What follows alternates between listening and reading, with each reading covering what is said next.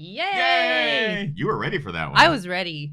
Like, just jacked. It's taken me 235 of these to, get ready.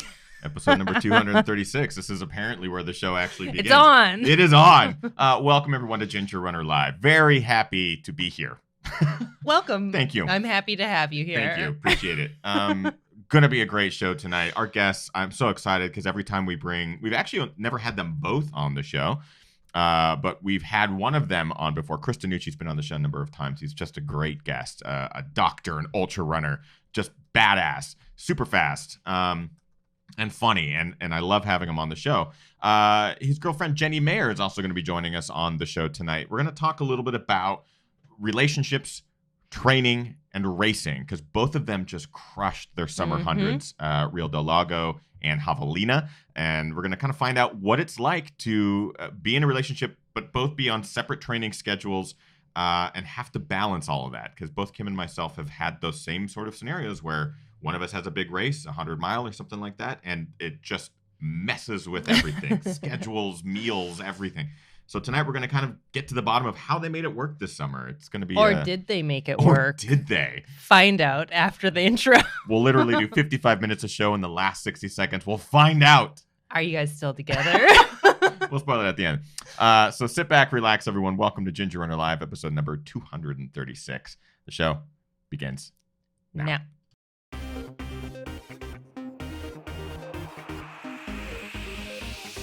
Ginger Runner.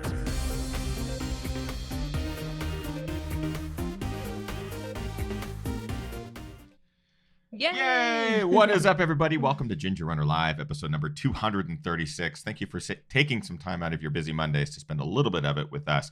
I wanted to just start the show before we introduce our guests and our thank yous and stuff up top, just to send some of our love to our California neighbors to the south. They're dealing with a number of horrific wildfires. Yes. A lot of the trails that we used to run on in Southern California decimated. A lot of friends' homes and communities completely affected by these things.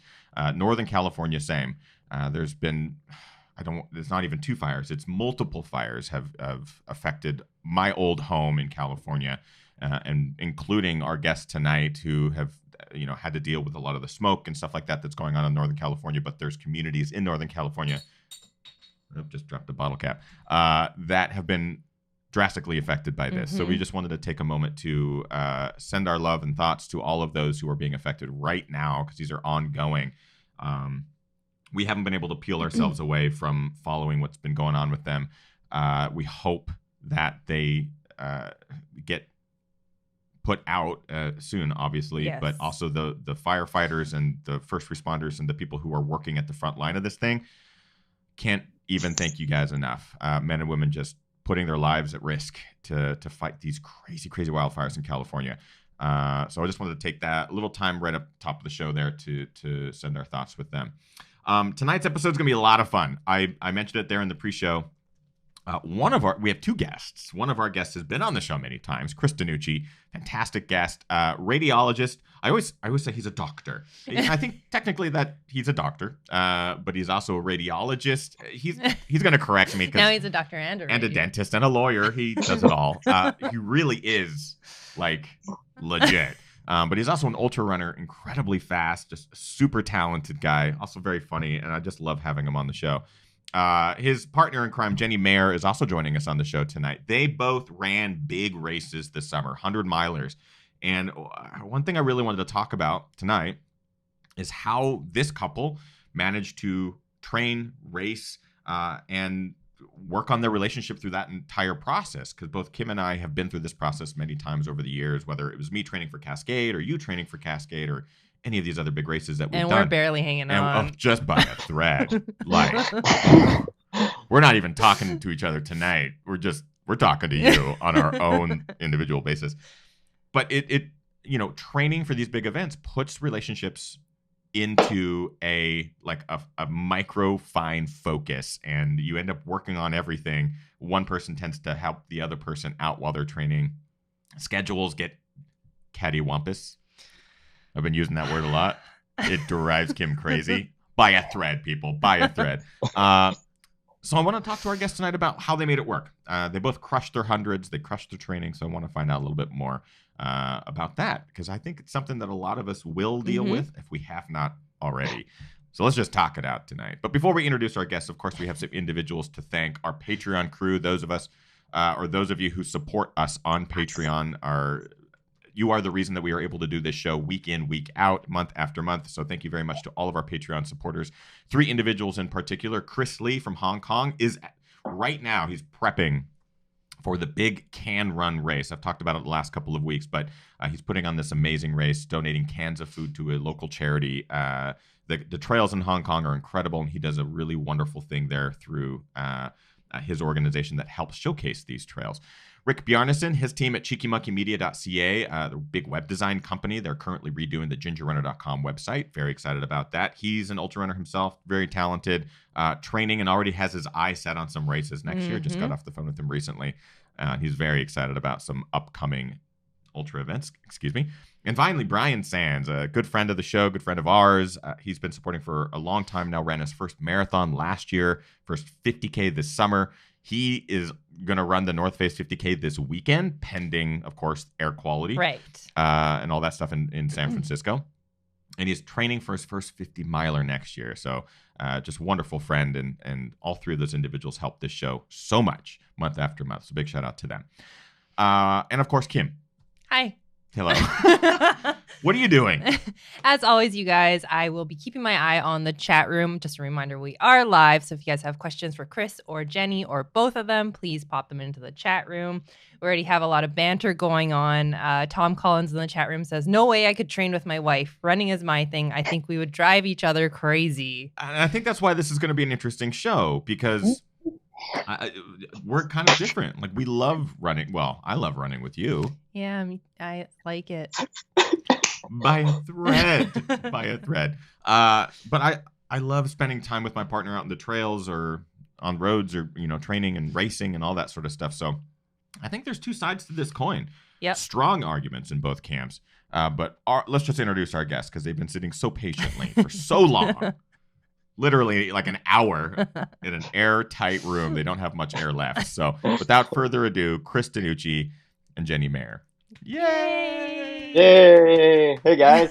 Hey! Welcome. Well, first of all, how's the air quality down there? Because it sounds like it has not been great. The fires, of course, just east of you, are terrible and stuff like that. Have you guys been able to get out and run at all? Is it just not great conditions? What's going on? Yeah, it's been rough. Fortunately, both of us are kind of taking some time off after the races. But Jenny was out of town. But I really locked myself in the apartment for like the last 2 days and I kept the windows closed and had an air purifier on. It's pretty bad down here. Yeah, so we're definitely getting some of that smoke coming down and just kind of hanging here around the Bay Area. Well, let's start with a big congratulations, because both of you ran some pretty epic hundreds this summer. Chris, you finished Rio del Lago 100, and Jenny, you finished Javelina 100. Both difficult races in their own right. Let's start with Rio del Lago, because Chris, you won. Yeah. Thanks, guys. Yeah, cool. That's it. Thank you so much, Chris, for being on the show. All right, next. No, one thing I wanted to point out was last time we had you on the show, and I realized that the video is a little laggy on our end here. It's our computer, I promise. But the audio is just fine, and we can hear and see Chris just fine. But last time we had you on the show, you had come back from your injury. I know you had surgery. You built your training back up. So was Rio del Lago the ultimate test for you? Was this kind of your but your big push for the summer to make sure that your body was 100% back? And how did it react? Yeah, exactly. Last time I talked to you, I was hoping to get back to Western States. So that was back in probably May or June when I talked to you. It's Quicksilver May. Yeah, and then I ended up pulling out of Western States because I wasn't ready. And then I took some time off, and then I was starting to kind of finally getting back after that surgery, which I had about a year ago now. So it was last November. And again, I was like pointing to that diagram with kind of the surgery in the groin area. Yep. For the sports hernia, kind of adductor core injury. But yeah, things were finally coming around, and at Rio was going to be basically, the test to see how my body would hold up. And yeah, it held up through training, and yeah, it held up through the race. So yeah, I was really, really pleased. So was there any moments in your training block where you thought things weren't going to go as well as they did? Yeah, for sure. I was, it was kind of always hanging by a thread a little bit. Just cause I hadn't run that far, in a long time. So my last 100-miler was Western States in 2017. So Right. it had been probably, over a year and a half since I'd kind of run anything near that distance. And the furthest I'd run is 50K. And so in training, right? yeah, a Quicksilver. Yep. And then, but I didn't really respond that well to that. So, in preparation for Rio de Lago, I wanted to start, getting back into some longer races just to see how my body would tolerate it. And so I was able to do a kind of a local 50K here through Inside Trail, and that went really well. And then the next weekend I did Overlook 50-mile. But I remember getting to about the 50K mark and thinking, like, I should have probably just signed up for the 50K, because these last 19 miles are going to be kind of a grind. But I ended up getting it done, kind of slowed down, but was able to finish it. And I think the big thing I've been focusing on is, just, training, but also training in a way where, it's going to be sustainable and I'm not injuring myself. And, if I am feeling any potential injuries, is backing off and trying to recover. And so, this Rio was really kind of the big test of that. I didn't know how things would hold up, and I was probably a little cautious during the race because you're not sure what your body can handle, and so Right. you don't have that confidence to really push it. But yeah, I ended up being able to push pretty hard at the end, and yeah, I'm feeling good. Just taking some time off now, but yeah, really pleased. And Jenny, I mean, you got to go back to Javelina and crush it again. You ran there last year. I know that you had a rough go. I remember you talking about just like, I will never run another 100. I am never doing that again. Like, I remember those sentences coming out of your mouth, but you did. Not only did you run another, but you went back to the same one. What was the reasoning behind that? What brought you back to Javelina? Yeah. Yeah, I still don't know how I feel about 100-milers. It's really still out. Each year, my goal is to possibly not do one. Right. But yeah, last year was just rough. First time, I think it's just rough. A lot of times you don't know what to expect. And I wanted to have a better experience, but also I had not intended on doing that. I had actually wanted to do the 100K at Javelina because I was like, 3 loops is going to be awesome. Mm-hmm. And then you get to stop. But I have a pretty serious chronic migraine health issue. And this entire winter, spring, and early summer, I was just plagued with probably 20 to 25 days out of each month with migraines. Wow. So I couldn't, I DNS'd 3 separate 100Ks I was supposed to do for a Western States qualifier this year. So Black Canyon, Quicksilver, and Cuyamaca, and kind of the only thing left was to kind of go back. And I was like, well, that'll bring it full circle. It'll be a nice redemption story. So I've actually really loved the race. I love Javelina, and I love the atmosphere. I actually love the trails. I don't mind loops. I mean, I don't mind the heat. It's really a great race for me personally. So I enjoyed going back there. I had another rough go at it, but but that's okay. I actually came away with it a lot more even though I had a rougher go, I think this year in a lot of ways, I think I came out of it with a much more positive attitude towards 100-milers generally. So yeah. I didn't know about the migraines. That's amazing. That's amazing to know that you were down for 20 plus days a month, essentially. Yeah. With migraine issues, and then to still be able to get this race finish that's amazing. We have lots of friends that deal with migraines in some capacity. It's something that we've had experience with other people, and it's debilitating. It's one of those things that the day you're done, even if you're at work, it's just you're done. Before we get into, I want to talk about the training side of things, how you guys both built up simultaneously and stuff like that. But before we do, of course, live questions. Kim has already pulled a bunch aside. So Yeah, there's a question from Brian Goldman in the chat room for Chris. Brian says, Chris, what was your favorite part of the course and what wasn't? Also, it was great meeting Chris before the race. Such an awesome guy. Oh, I was so proud of that. Oh, yeah, I think I may have remember meeting you. Did we take a selfie? I think so. I think you posted. Yeah, I think Brian. Yeah, no, that was awesome. Congrats to you on your race too as well.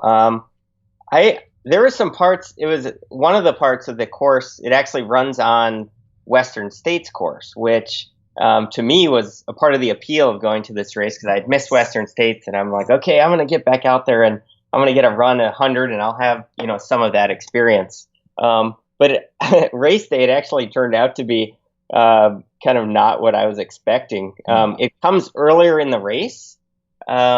So let's say instead of being at mile 80, I'm at mile 60. But I'm on the kind of that same part of Western States. And I remember being kind of not as far into the race, but just feeling like total crap and thinking like, oh man, like, during Western, I've run 20 more miles and I've run through the canyons and, I don't feel that bad here. So it was almost like I was too familiar with the course, and I'm like, this is how I should be feeling. So that was kind of plus and minus. But it was what attracted me to the race, but unexpectedly on race day was kind of like, oh man, I wish I didn't know this course so well. But yeah, overall the course is really cool because it brings together American River, 50 mile, way too cool 50K, and Western States 100 mile. I mean, that's the majority of the course is made up of parts of those races. So it's kind of like a Frankenstein 100. So it's fun race. Let's get to one more live Wait, question. what part didn't you like? Oh yeah, what part? Yeah, what part? Meat grinder. What part didn't you like? I think there was probably coming back. There's a pretty slow section called the meat grinder. Coming back in the dark, took some spills there as I was running away from a kind of headlamp trying to chase me down.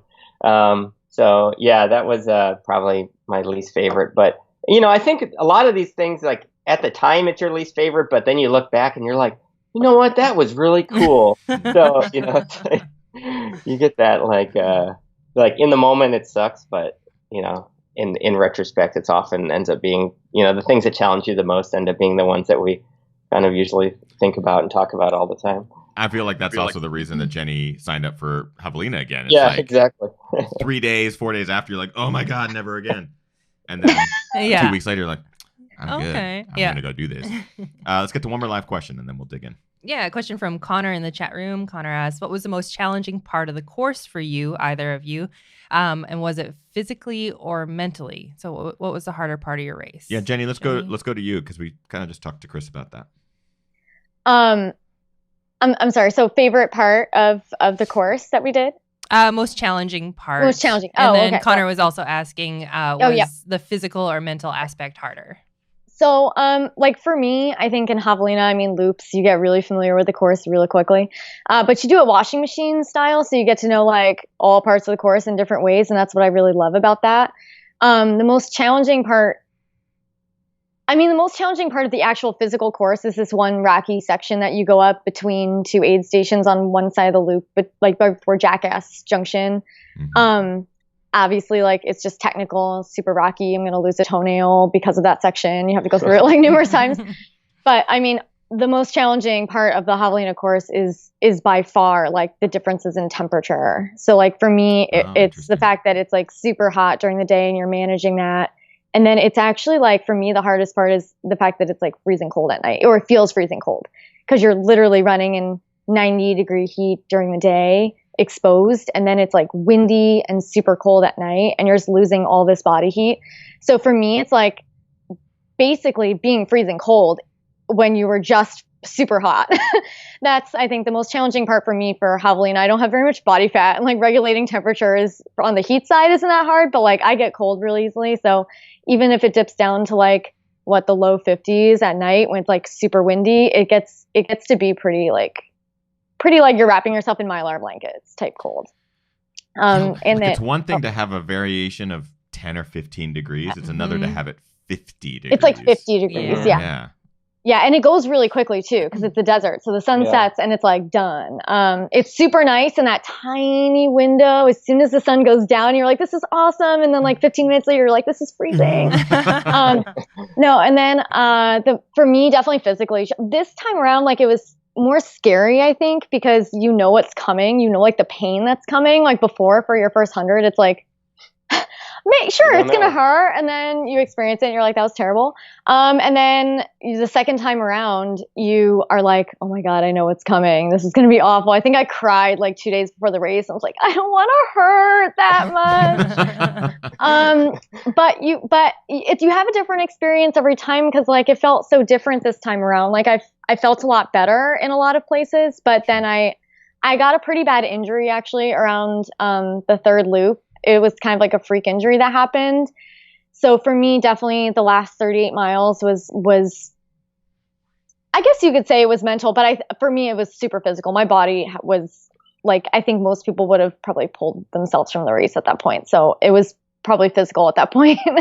I don't know. Chris can probably, I don't remember too much about that section. Chris could probably answer a little more to that part, but Chris I'll let pushed you into a cactus, didn't he? I did high five a cactus. That was a unique experience, but yeah.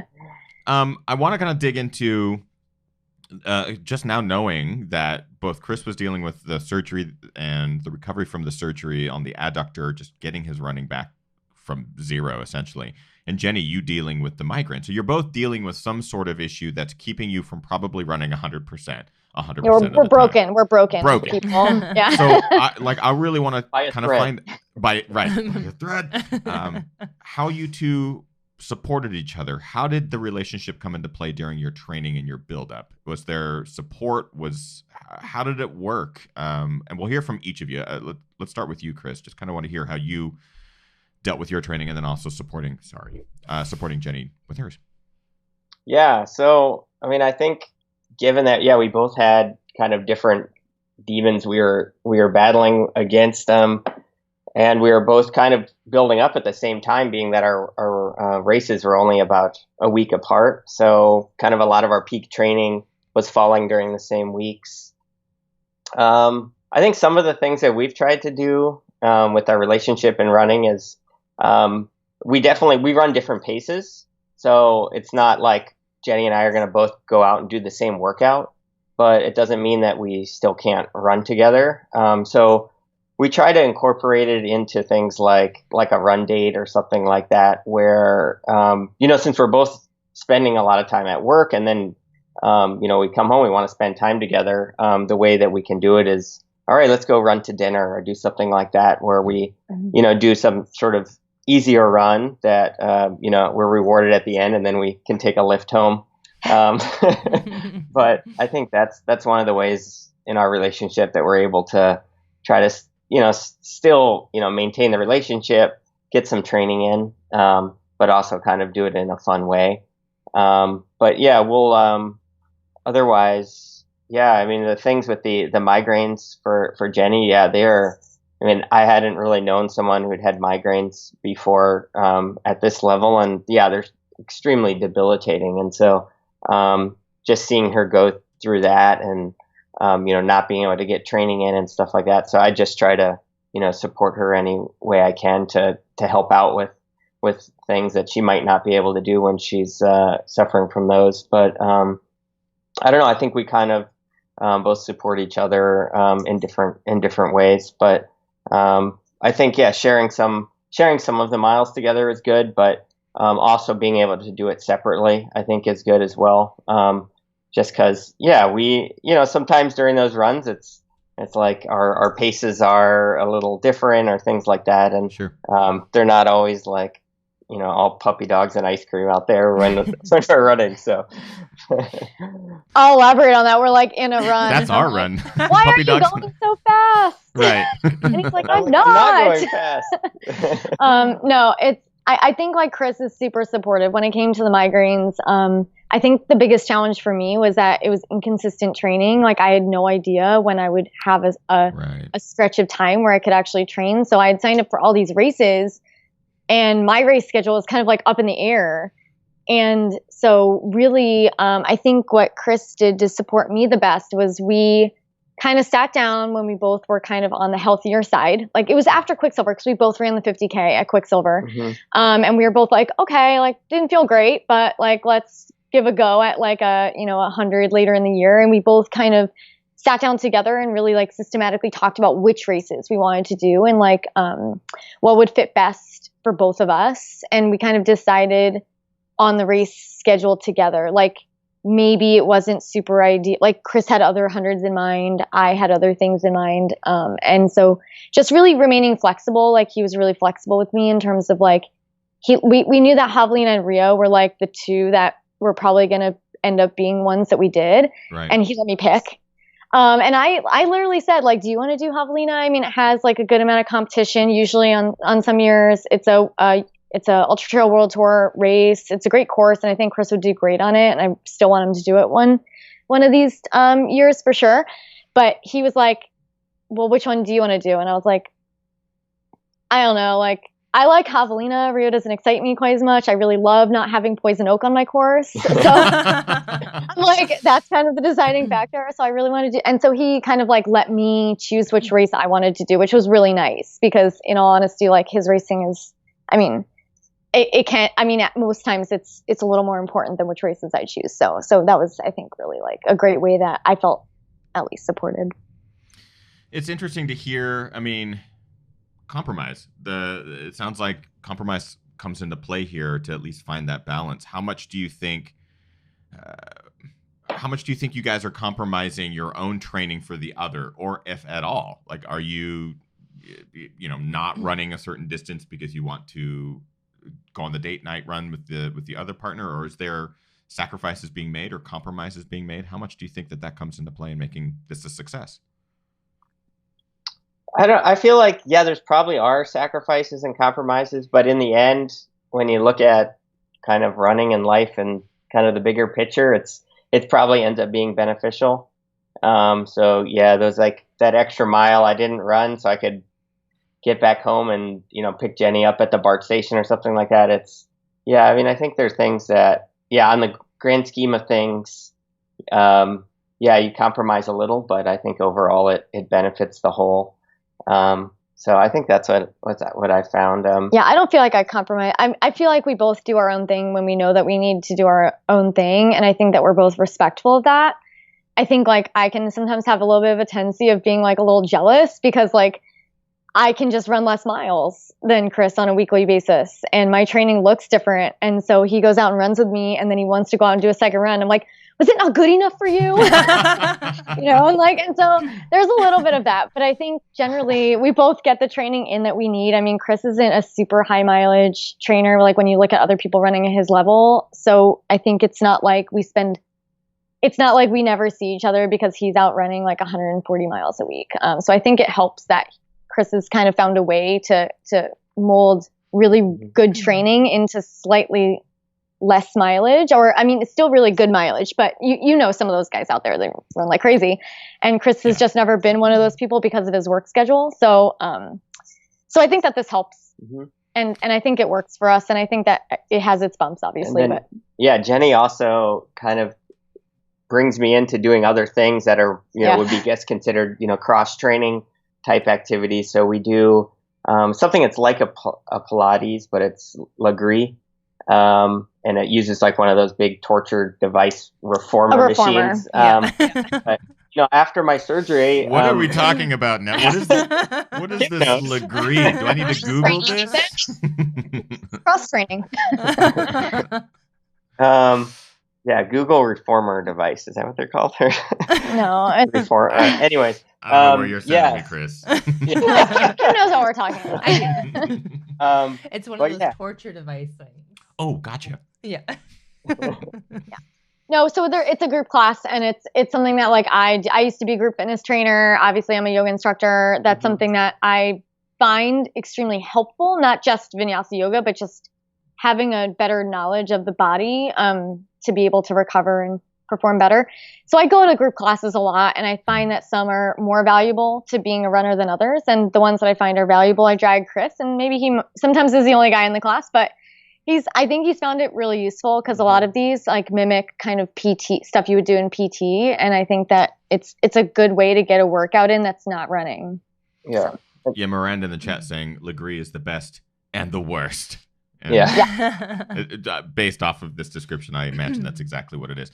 Again, we are live with Chris and Jenny. Any questions you guys might have, drop them into the chat room. Kim's pulling them aside. Kim, what do you got? Yeah, there's a great question from Scout in the chat room. Scout asks, "What's up, Scout? Question for Jenny and Chris. How does your communication style shift from day to day to race day? And how do you balance the tough love / keep going encouragement that might happen with and in a tough race environment?" This is an awesome question from Scout. It's a great little dovetail into the next conversation that I wanted to talk about is training communication, relationship communication versus race day communication. Right. Yeah. How do you guys do it? Chris kind of gave me the nod. He's like, you go. No, this is a great question. This is like just a great question generally. I think like you two could probably answer that question as well. But Chris and I are very, very, very different people. Like you could probably not find two more different people in the way that we approach life and the way that we approach communication. And I think it's always been the biggest challenge in our just personal relationship. And I think for communication, like we both I like to give a lot. I'm also like a running coach. I do a lot of things. I like to give a lot of advice. I think Chris doesn't like to take it. And that can be frustrating to me. And I think the same thing. I think Chris likes to give some advice as well. And I'm always like, I never ask for it. So I'm always like, I didn't ask for it. I think that it's best if we I think that what we found is best is if we don't really communicate a ton about what we're doing in training to the other person. And we just communicate the things that are related to scheduling during our training. Because like, when you're in the midst of training, like there's lots of stuff going through your head. And sometimes if you're just communicating it just for the sake of just letting it out in the open, you don't really need someone to like fix it for you. But in a relationship, I feel like the other person really wants to like be there for you or is very concerned about you. And I think that can, if Chris comes back from a run and he's like, that didn't feel that great on the thing. And then he like goes out for another 20-mile run the next day. I'm like, what the hell do you think you're doing? Like you're going to hurt yourself. You hurt yourself, like I told you so, or whatever. I mean, it's kind of like I don't want to see him hurt, and so I think we try to keep a little bit of a wall up. For racing, I actually think we communicate extremely well in a race scenario. Like that is like actually where we are like dialed in, and we are like a well-oiled machine when I'm crewing for him or when Chris is crewing for me. I think it's because you can't exchange very many words in that scenario. Right. It's simple. And you're extremely focused. And we both know that we have a job to do when we're out there, and you just do it very well. And you're very concerned, but you're also understanding that the other person is taking that risk or pushing themselves and out there because they want to be out there. And so I think the goals of the other person ahead of time, and you just try your best to support those on race day. I think that neither one of us, Chris is like not a tough love. He's very like, he's almost like, he's so nice. He's like the nicest person in the world. And I think I'm a little bit like too tough love sometimes. So I think that we balance each other out, but it's really good because in his racing scenarios, he's being a lot more competitive. So I think the urge to like get out of an aid station a little quicker or get moving or, something like that is more helpful. And I think that for me, like when I'm out there, like in pain and he's like, it's going to be okay. I love you no matter what. I'm like, okay. so I think it works. I think it works for us, but do you have anything else to? No, I think it's a great question. Yeah. And, like one example at, like Javelina this year, we came into a situation and it was actually really tough from, kind of a communication standpoint. And just, how do we interact? Like Jenny said, like most of the time I'm someone who I'm going to be more encouraging than I am like, stop feeling sorry for yourself and get your ass back out there. But that's just not my personality. But, Jenny was, came through about 60 miles and kind of had an injury. And at that point, like a really sudden, I tore my calf muscle by standing up in a chair after I was like changing socks. I stood up and everything went from having a great race to like, my leg is swollen to double the size.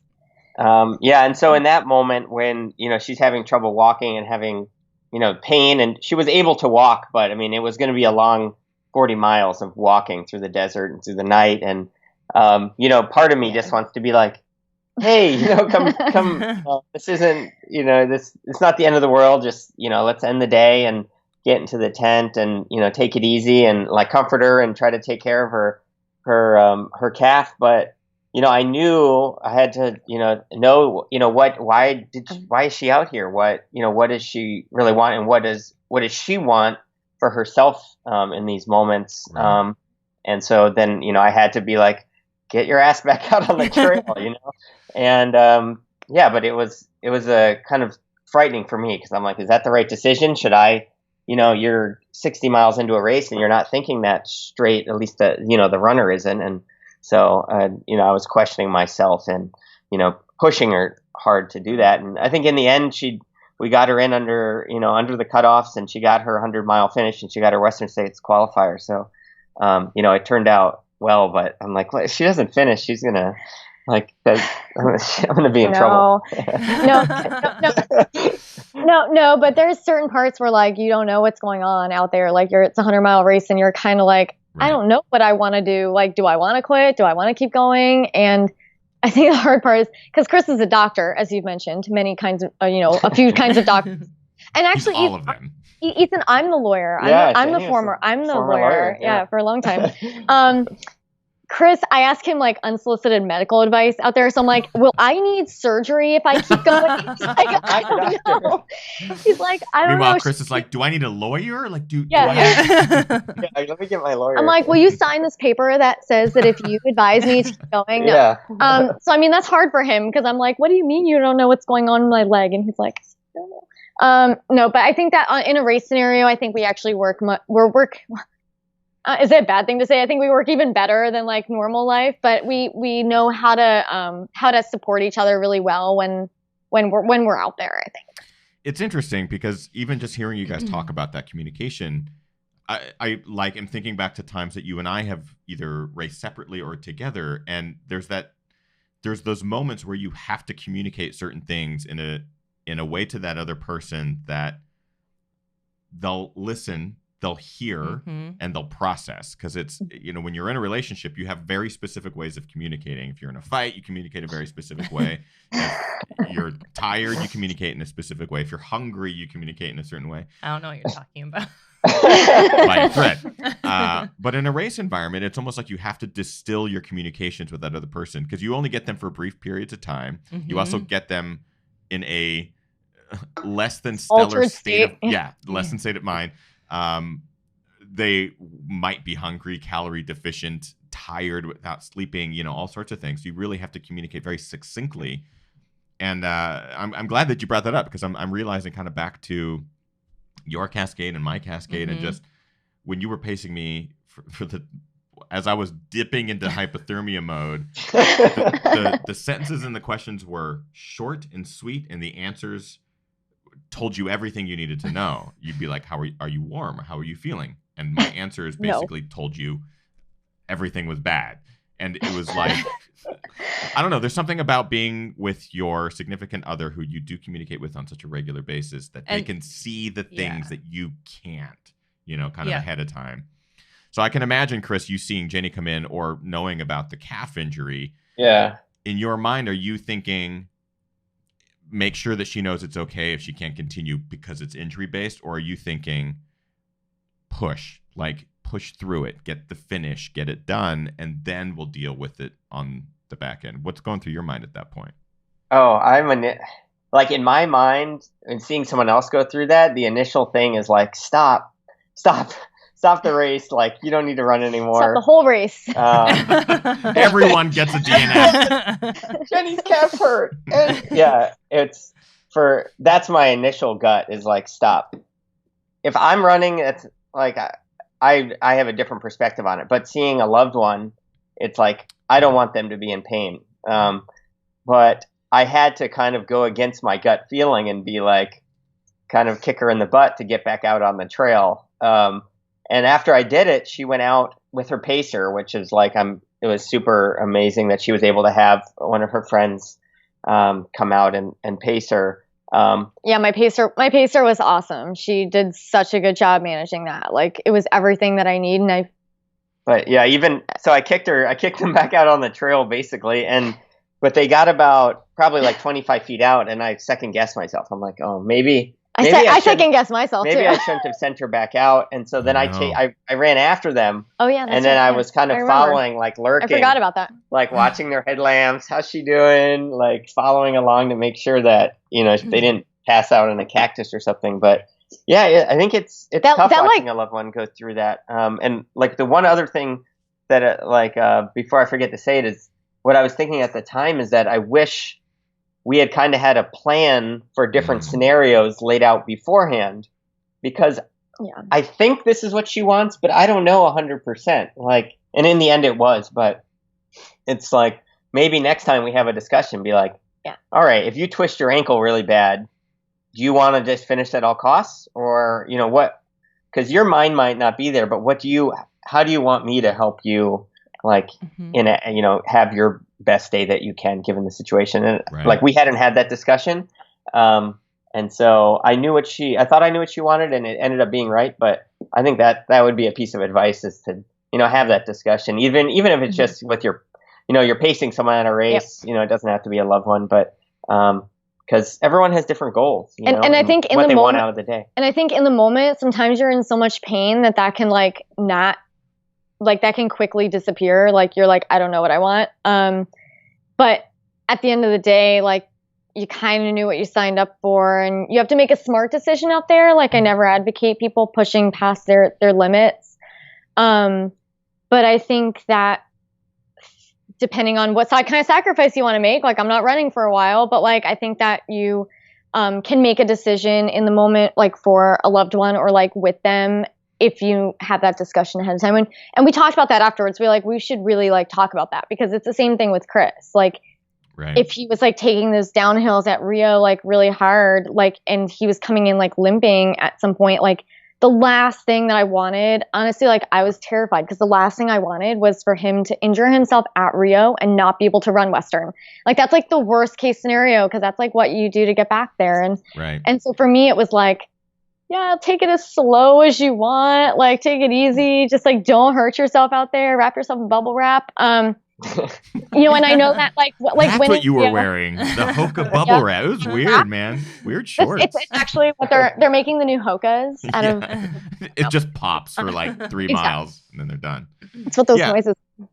I totally get it, and I totally understand it, and I'm just thinking back to all the experiences with you, and the exact same thing. Like, you don't want to see your spouse in pain. When you do, it's heartbreaking. There was we did have the conversation before the 100K of don't let me quit at any cost. Like, there was that, I know it's going to suck. You're going to get to a point where you're going to complain and bitch and moan.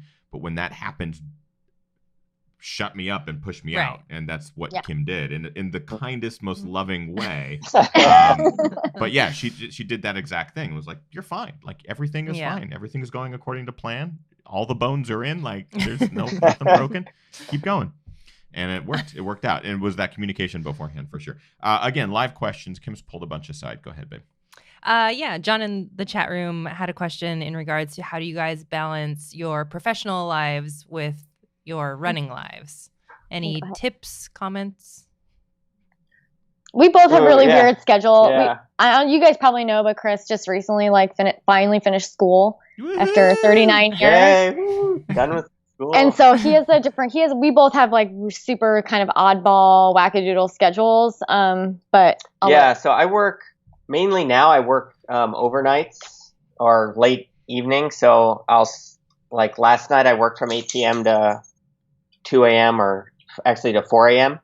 So I work kind of overnights, and then Jenny's schedule is she's a yoga instructor, and so she has varying schedules depending on. And I work from home sometimes on the day of the week. So one of the things I guess that we try to do, since we both have these kind of odd schedules, but we do try to coordinate those in a way when if Jenny's like, oh, I don't have any classes Tuesday night, I'll try to take off that Tuesday. because I have capability to kind of choose the nights I work as well. So that's one of the things that we're able to do because we both have these cattywampus schedules. Nice. That's not even a good thread. use of that. It's just not. Um, And also it's interesting because we both have kind of opposite like physicality schedule. Like Chris sits in a dark room and at stands a sometimes. chair. Yeah, or stands. And my job is extremely physical. So a lot of times like I come home from work and I'm like, I'm exhausted. I don't want to go for a run. And Chris will be like, I just need to go for a walk. I'm going crazy. So that's always interesting too, because like I'm usually like exhausted after work and Chris is probably more mentally exhausted than me. But yeah, in terms of professional stuff, I mean, I think that we're both really like supportive of each other. I mean, Chris is super supportive of what I've done. He's been able to really help me out with that. And his schedule's been challenging because I think as a couple, you probably realize, you guys, and any couple who's listening, I mean, you want to have nights together. You want to go out to dinner. You want to maybe have a beer at dinner. You want to maybe like, I don't know, go to bed at the same time, wake up at the same time. And that like happens extremely rarely now with Chris's new job. And so we really try to make it work in terms of at least finding a couple days a week that will work. The pro to that though is that we do mostly, because he works at night and I usually only work like a few hours like in chunks at a time. We have daytime off. So we've been able to train and run together at times where there's no one on the trails. Or, you know, we eat dinner at weird times like 3:30, but yeah, I think that we're still figuring it out. He just started in July, but I think that I think it's still a good thing. It's just, it takes extra communication. Let's just say that. Yeah. And then Jenny's job is, you know, she's a yoga instructor, but she has a special interest in running. And so I've been able to take advantage of that.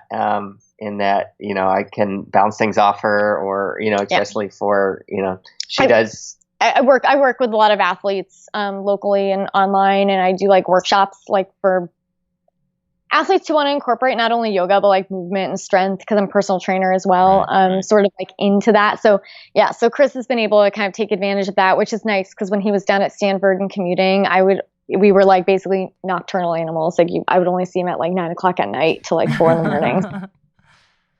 It's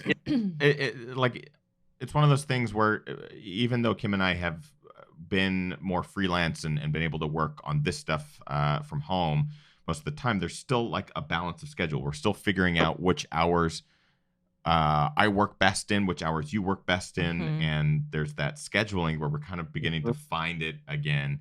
And it's interesting. You definitely have to take time for each other. And we were just talking about this the other day. I'm like, we just want to go see a movie, like in the theaters. We haven't gone to see a movie in the theaters in like months, like 2 months or something. And 2 months? What is we need to talk this out on. See Free Solo. We're not talking. We just saw Free Solo. It was amazing. So that's been on our list. Yeah. There's like 5 movies that I think were on our list that are now no longer in the theater. Right. But we've talked about that a lot. And it's, you know, you think, well, schedule it, like do 2 hours out of your time, but it's so easy to let those things slip through the cracks. And you, for people who are both runners, both professionals, finding the balance of actual like together time in addition to the other things, because I know like we take run dates a lot, like we go run together all the time, and sometimes it's also important to not be in running clothes with the other person and go on dates. That's what Jenny says. That's what I say. I mean, there's also the side of it's like Chris actually doesn't own any other clothes. That's actually learned. We are the same. I think this is my one button down, and well, you have very nice clothes, but I looked down to see if you're wearing running shorts, but you're wearing like athletic pants. We'll put quotes on. I'm in my underwear. Is basically what Kim's trying to say. No, same thing. Like you got to get out of the running clothes from time to time and put in a little bit of that extra work. I'm going to wrap up the main show here with you two, but I also want you, I would love to hear some of your advice to those who are either in relationships now, or will be in relationships at some point. Maybe just some life experience, things that you guys have taken from your relationship, your balance with running, and maybe some advice that you would give someone else. Do you want to go first?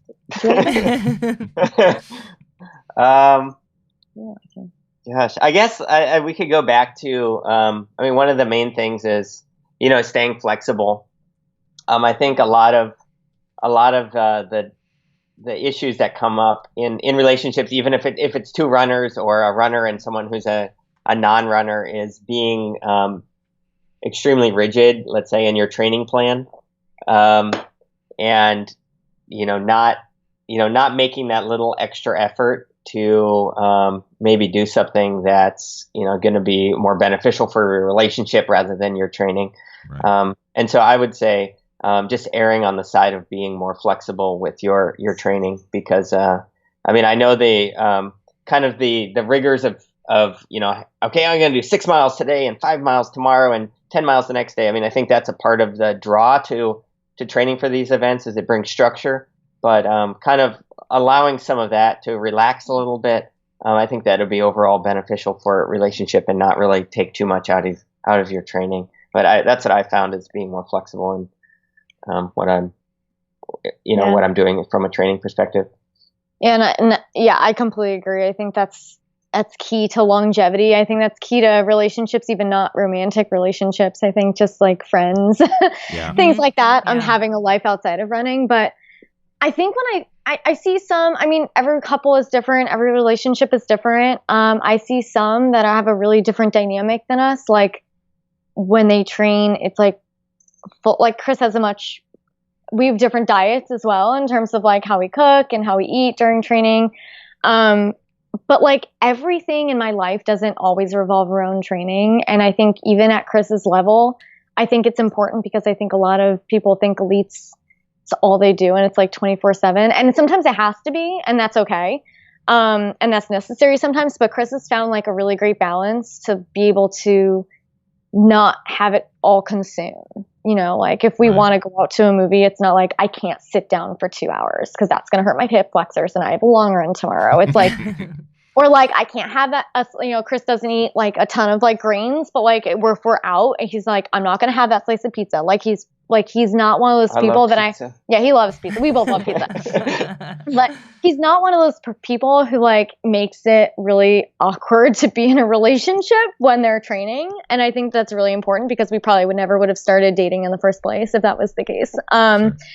And I think it's just really important to keep things in perspective, that like you have a life outside of running, no matter at what level you are, whether you're like, back of the packer, whether you're a middle of the packer trying to go for your own PRs, own goals, whether you're trying to Boston qualify, whether you're an elite. I think like there's always a life outside running. Maybe it's not even a relationship, but to keep perspective on the fact that like running will probably be a very short part of your life, like in the general scheme of things. And like, it's much more important in like 10 years to like look back and be like, wow, I wasn't such a weirdo that entire time. And like, I like alienate everyone who like didn't run in my life, or like every relationship I had, because like I refused to go out and have pancakes or something. So I think like for us at least, like I'm really appreciative that I found somebody who is obviously like so talented and hardworking and great at what he does. But like also like, I feel like I have a very normal relationship in a lot of respect, even when he's in like the meat of training. I'm not like around some kind of like super intense, crazed athlete lunatic. So yeah, for me that's important, because he comes across that way. Yeah, I know, right? Emphasis on lunatic. You guys should have seen him without the beard. The beard's mellowed him out. No, but yeah. So that's I think important to just keep in mind, no matter what level you're at, no matter who you're dealing with. Like I think that's something that makes everything feel more balanced in the end. Yeah. Great advice. Yeah. I'll throw it to you too, Kim. Do you have any? I didn't study. You didn't study the textbook. Do I have any advice? Yeah. No, I think being flexible, I think communication, I think being clear with each other what your goals are. And even if it's what your goal is on your like a short regular run, because we are also very different paced. So I think not very different. Not as different as us. Yeah, I'm not winning real though. I will next year, Yes, but I didn't. you are. Course record. Yeah, right. Yeah, I think just communicating and being open with each other, and also not making running your everything. Yeah, we've talked a lot about that. Just because like Ginger Runner has become so much of our life, it's so easy to go, this is everything. Yeah, And it's Mhm. really important. I think we've learned more of that in this last year than ever before. Like saying yes to more things non-running. Yeah. And being okay with it. Yeah, and saying no to things. Yes, saying no to running things. Buy a thread. Just because we do need to have real lives. Right. My last piece of advice would be to, as many times as you run without that person on your own, running your own run with that person.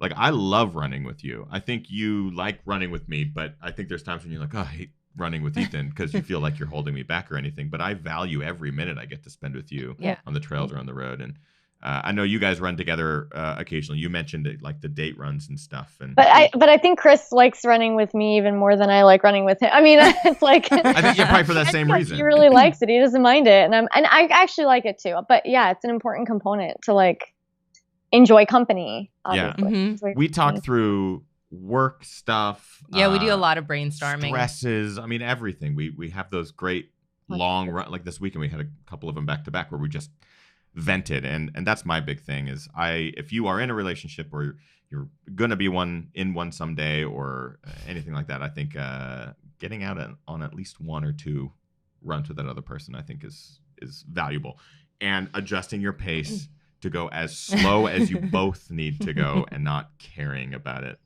because everyone's gonna be two different paces. It doesn't matter. Yeah, you could be winning races and I could be. Oh, I am.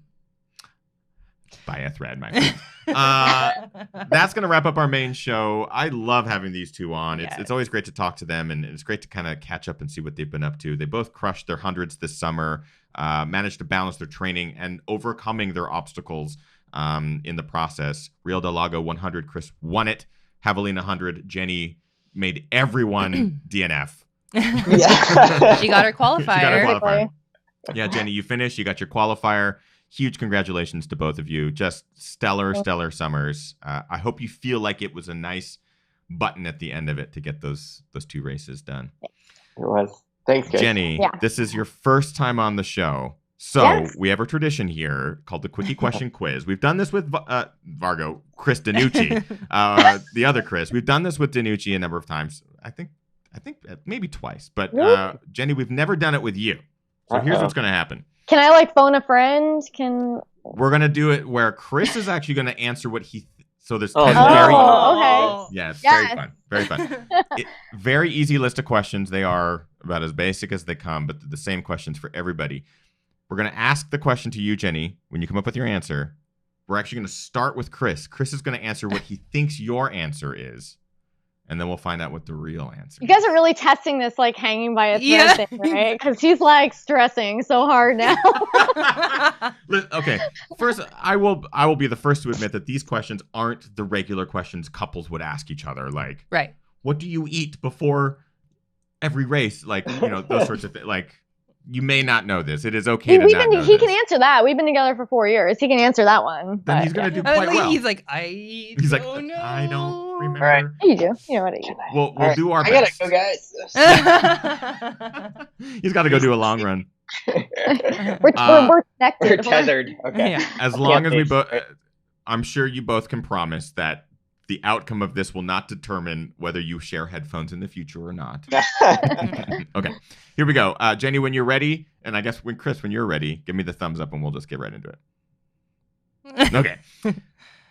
What was Jenny's very first race?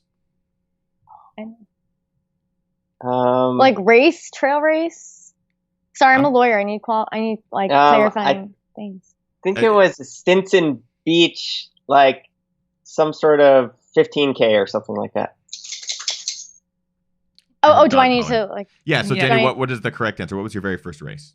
Close. Stinson Beach was 7 miler, or no, Steep Ravine 7 miler was my second. It was actually the Woodside. No, it was the one Rodeo Beach 8K. Those two locations are actually 8K. geographically very close. So, Chris, we'll But give yeah. you a pass. Stinson Beach. I feel yeah. like Right, that's like one. I feel like that's like a good. Yeah. All right, thank you. Very effort. close. Come on, softballs, baby. Softballs. Yeah. Favorite place Jenny likes to run? Oh. Oh, shit. I would say on the trail, I would say Redwood Regional Park. Which one? You know. Oh, You know. French Trail. Yes. Oh. Not doing so bad, Chris. This is my favorite trail. Those of you who've not run that trail, best trail ever. You're hitting my heart right up. Road or trails? Chris, road. does Jenny like running on road or trails more? Road. Jenny? It's actually true. Chris is batting 3 for 3. We're doing pretty well. Chris, what is Jenny's bucket list race? Oh. Well, this is easy. This is a softball. Is it? Oh. Well, there's two. The main one is Western States, and the other one would be Hurt 100. Yes. Wow. Chris is doing, I think, a lot better than he expected, which is great. Okay, so now we're gonna. This is easy, guys. Now it's gonna start getting a little bit more complex. Chris, what is Jenny's favorite running movie? This is softball too. Running movie?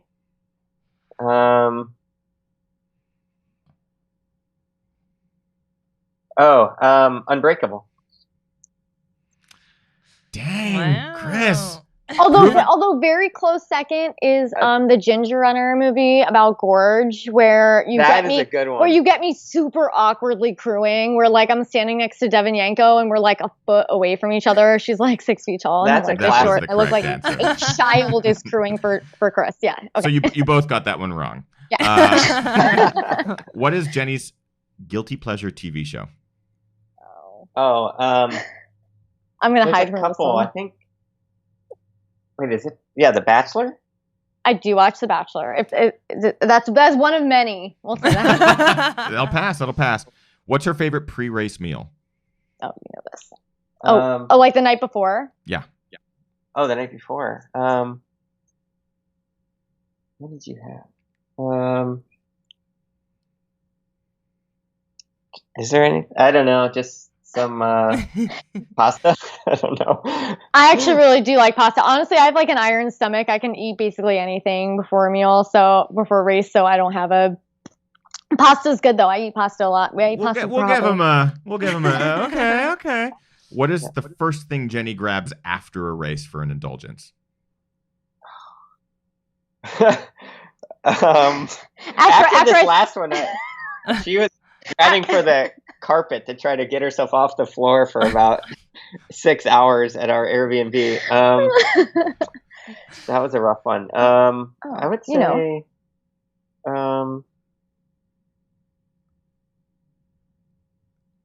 I know. In-N-Out. Sure, like a burger. That'll count. In-N-Out has burgers. And the final question, without looking, Chris, what shoes does Jenny run in? Oh. Like on the road or the trail? Let's say road, since you prefer road. They have a swoosh on the side. He can't say it. He's contractually obligated not to use that word. The lawyer steps in. Yeah. Wait, she runs in the ones that aren't the fast people shoes, the super expensive ones, because she's saving those for a race. which I'll never do. Yeah. So what are they? Free something? No, the Zoom flies. Zoom flies. Yeah, the Nikes. But I have a pair of the 4%, but I've like never run in them because they're just going to stay pristine as possible until I know I'm fast enough to take advantage of them. Listen, Chris, you had doubts. You didn't trust yourself. You did so good. You did.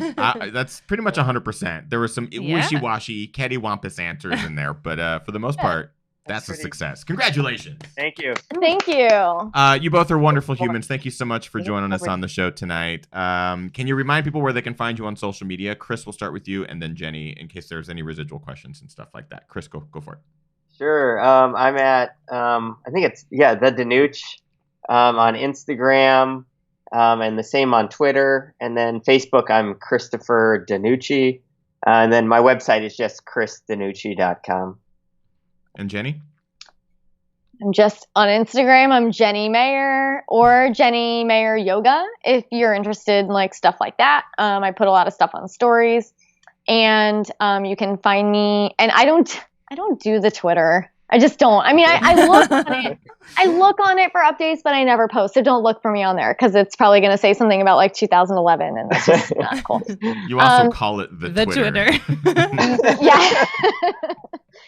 Yeah. And what is it? Oh, and then websites. It's either jennymaier.com or jennymaieryoga.com. Literally like the exact same thing. Yeah. Awesome. You two are wonderful. Thank you so much. And I do want to say that I have a workshop coming up in Oakland for hip health for runners in December. You can look on any of those things to find the details. And I have a few spots remaining, not a ton, but I'm donating the 100% of the proceeds for the remainder of the spots to the California wildfires up in Butte County, the ones that ravaged through Chico and Paradise. So 100% of those are going to go. Hopefully I get other donations from people who've already registered. But yeah, if you want to register, give to a good cause, come join us. Yeah. Awesome cause. That's great.